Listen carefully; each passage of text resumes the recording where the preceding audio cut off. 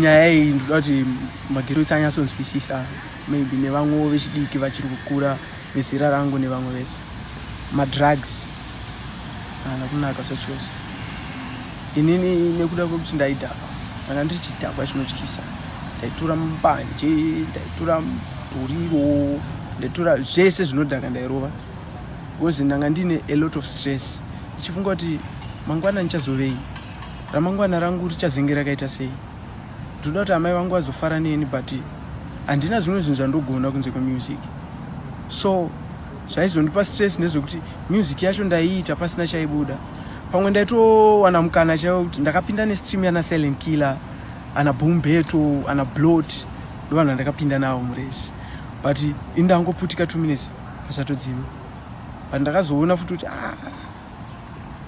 isabotage ichiko mamepo ameno, but ndakazodiscovered madrugs. Because pamwe pacho pamwe ndaitooma musoro.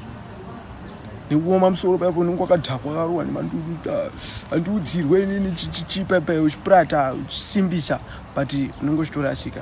So madrugs akandisvitsa to a certain point yekuti ndakati handichada, ndakuda kuenda kuchechi. Ndakasangana team yandakasangana nayo Dr. Bond Entertainment, vakandikurudzira kunamata izvezvi ndamadzibaba, ndakagerwa musoro, ndakanzwa pakastepu tabuda kukorona ndagerwa zunda. Yeah, so ndakunamata guys, ndakuziva Mwari. Saka izvozvo chete, that step iyoyo yandakaita iyoyo yakaita kuti ndione change yakanyanyisisa muupenyu hwangu. Izvezvi ndakukwanisa kuisa food patable.